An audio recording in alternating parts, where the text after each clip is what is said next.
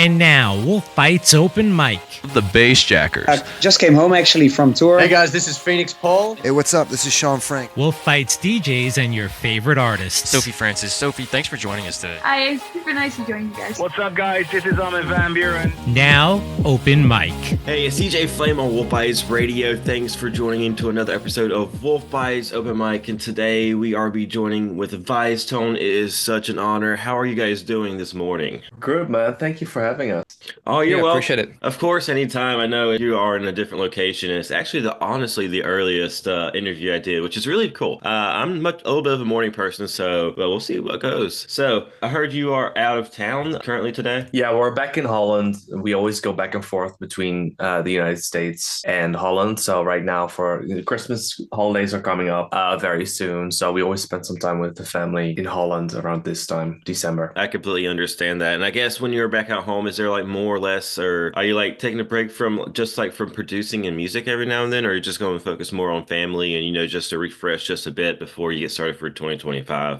It's funny because we actually have our little studios here. So we have different parents. Some people think we're brothers, but we're not. So I have my studio here and Ruben lives like 30 minutes by bike ride away. And these are the studios where we started making music. So I'm actually there now, working on some ideas. So it's nice to have a little bit of downtime, see the parents again. And, it's a little slower pace, but that's actually a really nice environment to create some new ideas, just be creative. And it's always nice when you don't have to finish songs, for example. We can do that here, but I also like to just start new ideas here. So it's good. Yeah, I completely understand that, especially with around the holidays. And you said that was where you have your studio there. That was where you actually started. Yeah, we both started here. We grew up in this area too, where our family still is. So we've been friends since we were 15 and we're early 30s now. So we've known each other more than half our lives. And yeah, I'm in my studio right now, and that's where we made all of our music in the first 3 years or so. And so it's always special being back at the place where it started. And like Victor said, it's just really nice to go back to your roots and just be in the same studio where everything started and just making new ideas and being creative. And our studios here are not as nice as the studios that we have in the United States, but they're definitely good enough. I understand it's good enough, especially like I know it's your very first studio too, so it's always it's no matter what, it's always gonna have like a big special place there, because that is where you like started what you have today. Exactly. Yeah. So I'm going to go ahead and touch into your latest release that was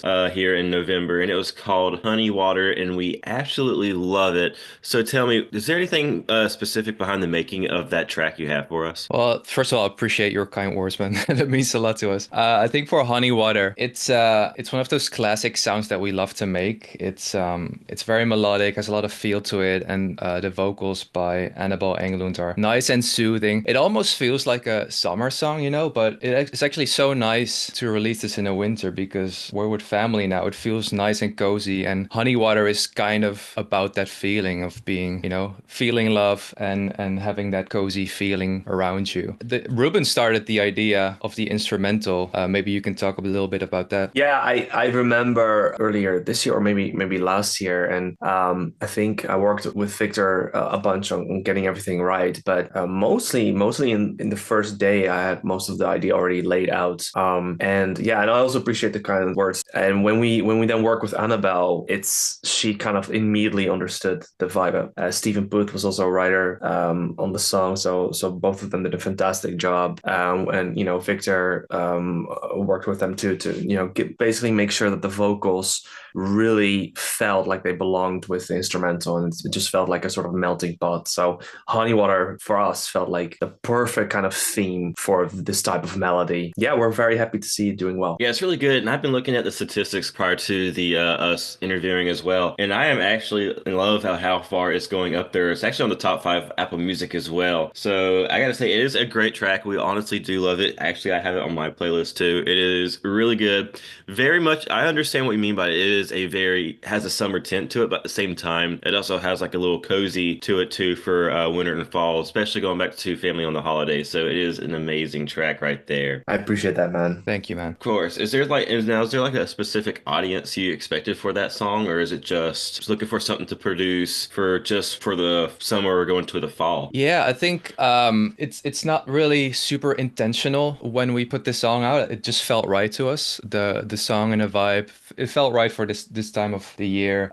We just really loved making the instrumental, and then you just make the instrumental, you park it, you feel like a vocal would feel really nice to it. And then what we normally do is we have a bunch of instrumentals and we take a trip to LA where we do a writing week. We just book a studio for a week and invite writers that we are friends with, singers that we've already collaborated with, and just see where it goes. And for Honey Water, the vibe was already chill. And Anna, like Ruben said, Annabelle really understood the right kind of emotion, the right kind of vibe behind the song. So this one turned out a little more chill and nice and soothing, but still with that drop, it still feels like a nice and energetic song. So it's a song that we always play live in our sets, and it's a song that builds up nicely towards a more energetic part of our set. So yeah, it's just music that we really, really love to make. Without really being super intentional about, what kind of fan base is this for. We just love making music, and it just has been really resonating with our fan base. So that's great to hear. Yeah, and we love, especially like when you make, like you said, more of your chill songs. I'm more personally of both the chill and high beat EDM too as well. And I know you've been promoting it a lot of Honey Water on your Instagram and socials as well. And I got to say, I also came upon where you said your 5 more chill ViceTone songs. You also have your remixes of No Pressure, The Longest Road as well. And of course you have Don't You Run, which is also really, really good track. So I got to say, it's really nice to see how you're still, throwing back those little mixes every now and then to promote your music. Yeah, for sure. I mean, we always try to make music with longevity in mind. So we try not to follow any trends too much and just ride each wave, because we've been in the scene long enough to know that trends come and go very, very quickly. So we always felt it was more important to just stay true to the music we really like, even if it's not trendy at the moment, And we feel that adds longevity to the song. So that's why you have songs that are almost 10 years old now, like Nevada, that are still growing in play counts and popularity. And the same with Walk Through Fire. So, we hopefully Honey Water will be the same thing, where we're not really following any trends, and it's just the music that we really love to make. And we hope that adds longevity to the track. Yeah, it's really cool, and I like it, and especially like how you're redoing your tracks on social media too. It's really well, and especially with the mixing too. Now, do you do more like mixing, or is it just more of, or would you consider ViceTone be more mixing or more producing? We do when you're out in both. the crowds? We always do both. So we always produce it ourselves, and we always mix it. And with mastering, we always get like a second opinion from a mastering engineer too that we trust, and we pay basically them to master it. But then sometimes we go with our own mastering because we just like the groove a little bit better. And then sometimes we go with the master that they provide. So the mastering is more 50-50. Even though recently we've mastered a lot of our own songs. I can't remember what we did with Honey Water, but the mastering process is honestly like the last 1% or something. But the mixing takes a long time. We do that ourselves, and the producing as well. And we enjoy the process. It's the technical part of the job that is just really, really fun to do. And I think if we outsource the mixing, let someone else mix it for us after we produce it, it would not have the same kind of vibe, the same kind of feeling that our fans are used to. So yeah, we mix and produce everything ourselves. That's really nice, and we love the mixing and the producing too. It's really good. Artists, they are very creative, and ViceTone is also really creative too as well with mixing. And do you plan on doing any holiday mixes? I know it's getting closer to the holiday season, but it's any little specials you got planned for that, or you think you're just gonna just take a little bit of a break for producing and mixing just to spend time with some family? Well, we have a very special mix coming up. Actually, the year mix is what we call it. It's the ViceTone Year mix. You can look it up on SoundCloud and YouTube. But it's a mix that we've been doing for, I think, since we started. Maybe we started in 2013 with our first year mix. Yeah. And we basically always release it around the same time. It's a mix where we obviously put the releases of that year of us in there, and we also put new mashups that we haven't played yet in the clubs. It's to make it more special, and it's always an amazing moment because we have this countdown going on our social media and on YouTube, and people are in the waiting room just waiting for it to drop. And then when the mix goes live, we're all in the chat just chatting about all the songs and the new mashups, and we also put some new music that we haven't released yet. So it's kind of a last get together for us, for our fans, to talk about this year and the next year. It feels really nice, and it's kind of a tradition now. I get that. I like it's like a little bit of like a little teaser, I guess you could say, for what's coming to concluding your concluding this year and going into next year. It's like a little teaser of like your little new tracks as well, but also just reminiscing on like the top biggest ViceTone moments that we have throughout this past year with your fan base, which is really amazing. Exactly. exactly. And we last year we teased Celebrate. It's the single that we released before Honey Water a couple weeks ago, maybe a month ago. It's funny because we didn't call it Celebrate yet. We called it ID2. And as soon as we dropped it in the year mix, just on every post we did on social media, people were spamming about ID2 when you're releasing it. And it wasn't finished yet for us. So we didn't pressure ourselves. We finished it to a point where we're really happy with it. And we finally dropped it a month ago. So it's a great way to kind of get our audience to listen to some new songs and see how they respond as well. Yeah, I know most artists, they just want to hear how for like teasers and stuff, they want to see how their crowd or how their audience is going to react to it. They'll be like, oh, okay, this is going to work out. Let's go ahead and see what happens, which is really cool. I like it. And I think ViceTone as well is one of the many DJs that actually engage in their audiences, especially like you said, when you go to like your releases on SoundCloud or YouTube streams, you're chatting with them. Honestly, I think that is what's also amazing what artists do today, because not all artists does that every now and then, but that's actually pretty cool how ViceTone does that as well. Yeah, thanks, man. Of course. Now, I know with your latest tracks, I gotta say your album covers though, those album covers, they're amazing. I gotta say they match the vibe of the song. Very creative on what you do. I know most here we don't talk much about album covers, but I gotta say your album covers is like mainly really attractive and appealing, and it gives you like, okay, let's listen to this track because it's going to be amazing. So is there like any like secret you have behind the album covers, or is it just like related to like, or do you intentionally have it related to the song any chance that you're producing? Well, I appreciate that you've noticed that, because we also really love we don't make the artwork ourselves. We work with incredible designer right now. We've always worked with really incredible designers, and we definitely feel like we have a kind of artwork style that we love. We like rich colors. We like it to look clean. We like, we love space, landscapes, nature, and especially even if there's a silhouette or a person in it, then makes it feel more bigger.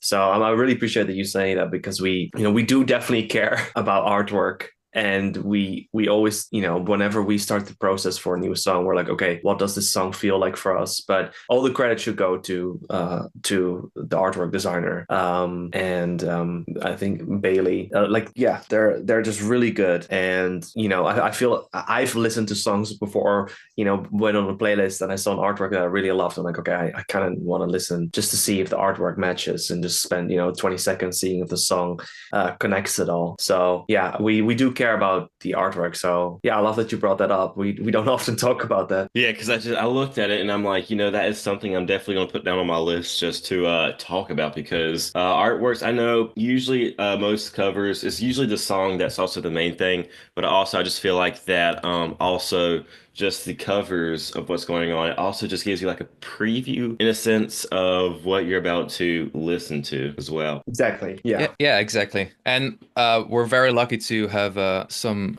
golden plaques here. We just got gold certified in the US for Nevada, a song that we released in 2016. And the plaque looks so cool. We're gonna post it on social media too. But I feel like these moments, we're so happy to have chosen, or like put a lot of work and feedback into the artwork, because it just looks incredible. And having it hang up the wall is just one of those moments where you can actually look back on your career and think, oh man, like I'm so proud of this song and what it did for us.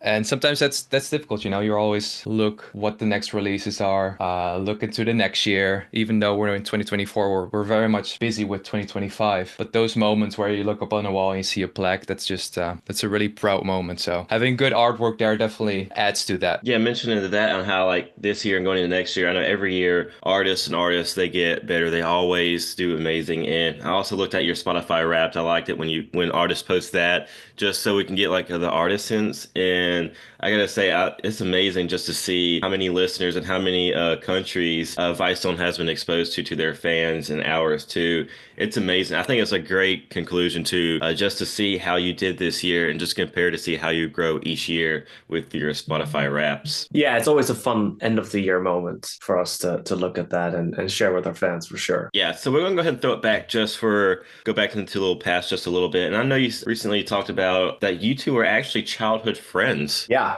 that's true. Were y'all friends just because it was interested in music, or is it just, you became friends and you let's say, hey, what would be really cool if we just became like DJs? Like how that came about? Well, how it went was we were 15 and we went into the fourth year of high school.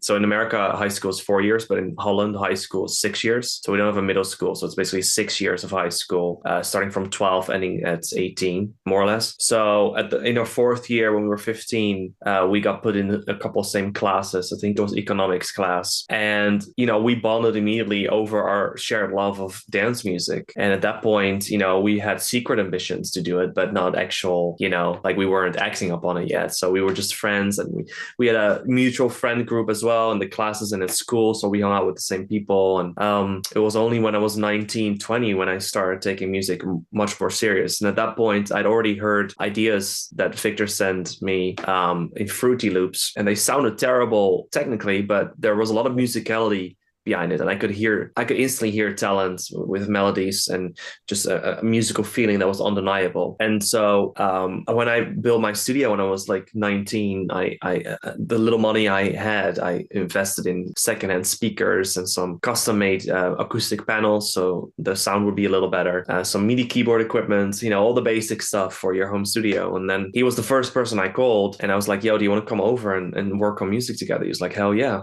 And then he basically stayed over for 5 days straight, where we were just working on music the entire week. And after that week, we'd already finished a couple songs, and we were like, okay, we both kind of knew, okay, there's something here. Like we work really, really well together. Our musical tastes are so aligned. And I think what helped was that we had been friends at that point for almost 5 years or something. So if you're friends for that long, it makes it really easy to be honest with each other too about, hey, this is not good, this is good. There's no egos involved because you've been friends for so long. So we felt kind of always carried that forward, where we talk very clearly and openly and honestly. The music comes first, and then our egos come second, or third. But the music is more important. So I think we're lucky that we have the same tastes and that we've been friends for so long, and that makes the music making process like super frictionless. I don't know what the right word for it is, but it's just no friction. We never really fight about musical aspects. And if we sort of have like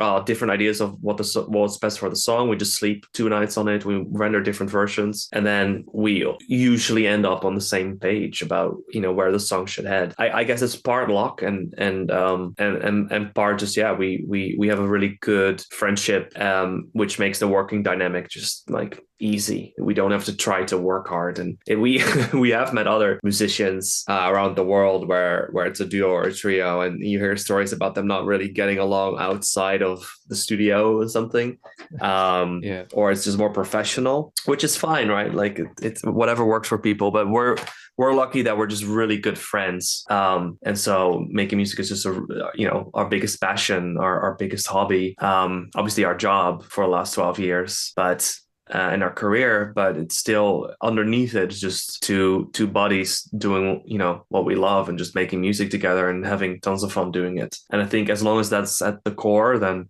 things will be good. Yeah, exactly. And you did touch like there are other artists today. Like if you want to go to the bigger artists like the Chainsmokers, I know they met I think in college, I believe, and you also have the other EDM artists too, Friends. I think it's just amazing though that just especially VICETONE and the history that you two have actually is more interesting to me, as you're just friends when you're younger and you're like, let's just see what else we could do here. And then that just comes into what you are today, from starting to what you had in 2012 and then just dramatically going all the way up from your top albums in 2021 to today. It's just amazing just to see how two teenage friends are today. Just show how friendships can be. Yeah, exactly. And I appreciate you saying that, but that's how it feels for us too. We went through high highs and lows together and traveled all over the world. And it's nice to just share the success with your best friend and just do it all together. I do definitely feel it's also easier to be in the cutthroat music industry to work with someone else closely rather than do it yourself. Do it all solo. So I always very much respect other solo artists because I think it's harder. And for us, we just we share the workload, and it's just a lot more fun to travel with someone than travel by yourself. But yeah, we often reminisce about how we started, and especially now we're back in Holland for a couple of weeks. It's nice to look back at where we started and where we are now. It's been very fulfilling and rewarding. Yeah, I could totally agree with that and understand that. It's amazing. And now I remember I read something prior, especially when I was been listening to ViceTone for a while, that I know you have different styles of your songs. I think one you mentioned have like a more of a sad type or melancholic vibe, while others towards upbeat songs. So is it usually like one? I'm sorry, it's in the morning. No, I know what you mean. We don't think about it that way. I think what you read is probably that I tend to make a little more happier melodies or a little more upbeat. And Ruben is really good at those nostalgic, more melancholic piano melodies. Yeah, exactly. For example, See You Again is a track I absolutely love. And that just has that melancholy, that just maybe a little more sad, but still nice and energetic, and you can still dance to it. And that's I've always loved those melodies. That's the reason why we work together very well. I think we love the ideas, the melodies that we make. And sometimes it can be a very different vibe, but I feel the essence of ViceTone essentially is you hear the music that we both love, and sometimes that's more on the upbeat side. Sometimes it's more a little sad, but it will always be very melodic, have a lot of emotion to it, and still energetic and danceable. So I think that's what ViceTone stands for. It's the product of both of our sounds. But yeah. So, but we're not as intentional as when we get a really sad vocal sent to us, for example. I'm not gonna make Ruben do all the production because he's really good at that. It's something that's not even discussed. We just make ideas, and the ones that really connect to us, they see they get the release. And there's a lot of ideas that just that never get to that point. And to add to Victor's point, those are. We have a tendency, but there's also tracks that are kind of melancholic that Victor's, made the idea of, or tracks that are pretty happy that I've made the idea of. So it's not, it's not very black and white like we do. We like, okay, it's a sad song. That's my job. It's a happy song. That's Victor's work. It's very all over the place, but it's just like I have a tendency to make more melancholic kind of songs and just gravitate towards it more naturally. And Victor tends to gravitate towards more like higher energy, more upbeat type songs. But it's just that we just tend to gravitate to it more rather than having it split accordingly. Yeah, I think that's pretty cool, and that's also an advantage to artists or a duo artist. That way they have like two sides of a song, and they can both come together and have create whatever both they're feeling or what they want to feel for each track they produce. Yeah, it's a really nice feeling when for me, for example, when I make an idea or I start a production and I'm not really sure where it has to go melodically and for the arrangement or for any specific reason. It's an amazing feeling to just trust someone so much that, has the same kind of musical taste, that I can send it to Ruben and he can progress the idea to a point where he's like, no, actually the melody has to go this way, or let's change the chords to be a little more this vibe. So having a person that can instantly give you feedback is a great thing about being a duo. And like Ruben said, like we have a lot of respect for artists that do this solo because it's not easy. People can get stuck on tracks more easily, but we have the luxury of sending each other songs and ideas back and forth all the time, and having to progress each other's ideas is really fun. That's awesome. That's amazing. And going through back here for the past couple of years, 2021, I gotta say, was probably the highlight for you guys as well with your amazing albums. You have Legacy, and we cannot forget Nevada as well. Would you just say that was like your peak so far, or was that like, oh, this is amazing. Let's keep doing what we just did for 2021 for what you have today? I would say, well, 2021 we had Legacy, which was a big moment for us. That was our first album, and we did Wish You Were Here, which is also a song that did pretty well. Nevada was in 2016, so that one's a little bit older. When we look at big years, there's obviously the music that we released, whether it did well or not, but it's also touring wise, what have we done that we were really excited about? I think in 2021, to be really honest with you, we were just happy that we were getting out of COVID and that we could go back on doing shows and travel and be out of the house. That, if I recall, obviously the album was a big deal. That's obviously was a highlight. But I also remember just being like, okay, we can talk about touring again. And there's light at the end of the tunnel. That was COVID. That was also big for us. And I can't really think of one year at the top of my head. Maybe Victor, you can. That was a highlight. But I've been just really happy for the last few years with how things have been going. Save it from COVID, of course. Yeah, me too. And I think with our music, Ruben mentioned it earlier, we tend to not really follow trends too much. Of course, we get influenced once in a while by new sounds. What we've seen is sometimes we release a song in 2016 or 18, and it just slowly keeps growing to a point where in 2024 it has the highest streaming numbers than ever. So it's for us, we don't really know what to expect when we release a song. We feel very lucky. For example, Walk Through Fire now has just been growing and growing the past 5 years. And to us, we feel very grateful. And it doesn't feel like, oh, this year we released it. That's, our biggest moment of the year of our career. It just keeps growing over the year. So I feel we see it as a whole. And we're just very lucky that music that we released a couple of years ago is still really connecting. That feels like an honor to still be just doing what we love to do and having that response from our fans and from other people as well. Yeah, and touching back what you said, after the COVID year when you went out Legacy, that's when I also started hearing out Nevada more. Kind of amazing out how every now and then, like when a big event happens, you go back, something happens, come back to older albums that just start coming out more, appealing more. That's when I started listening to more of your Nevada Autumn back in 2021, even though it was from 2016 too. It's just cool and it's amazing. And honestly, it was just, I gotta say, one of the top highlights for ViceTone as well here on WolfBytes Radio. That's awesome. Yeah, that's great to hear, man. Going back, I know a lot of Instagram posts you have. Going back to Instagram, I saw where you said, which I gotta say, this one really got me. You posted a couple of weeks ago. It says, "Ladies, we should get our guys new DJ equipment for Christmas." That was really funny. Yeah, there was a play on a viral clip where they flipped the camera around, and it was, so yeah, ladies, we should get our guys new DJ gear, and they flip around, and then it's just us behind the camera.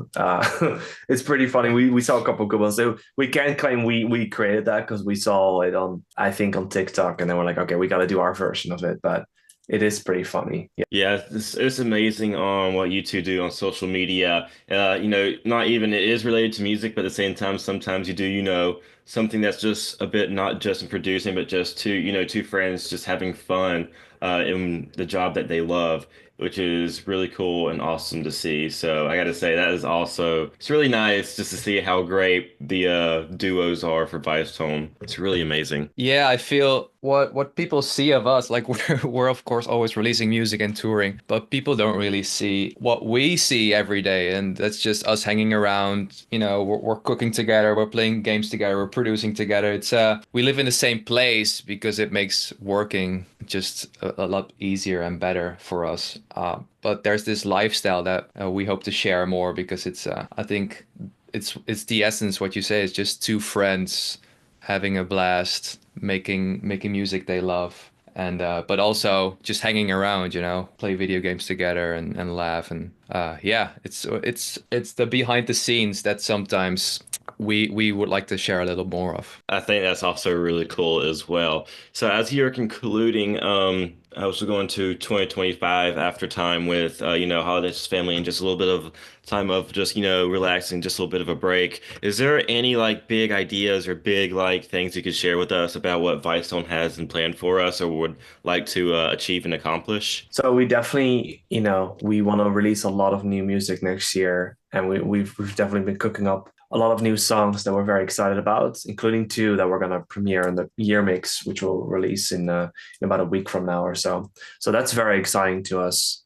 And yeah, touring wise, we're getting everything together, but it's mostly just the music that we're mostly excited about, because there's lots of new stuff coming, and we had construction on my studio for a couple months this year, so that slowed things down. But now I'm back in full force, and we have a lot of songs coming up that have been that sitting in our hard drives ready to get out there. So definitely look forward to that. I know that must be like one of the hardest things for artists. I know they really want to go ahead and give what they had created to their crowd, but also at the same time, you do have a process to get it out. I know it is like definitely a lot of, patience right there. And I can completely understand that you're like really ready for it. But I think that's just what also just builds on the suspense too, for crowds and everything. Yeah, I mean, if you only knew how many ideas we had on our hard drives.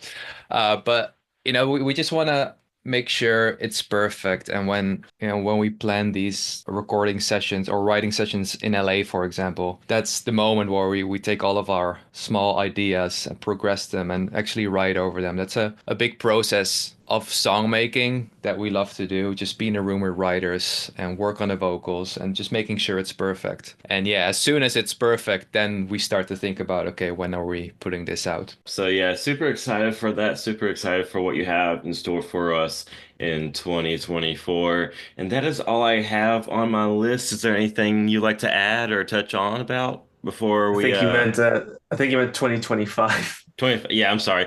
It's still early in the morning for us. Yeah. I just finished my first cup of espresso. I'm about to give me another one here after this, obviously.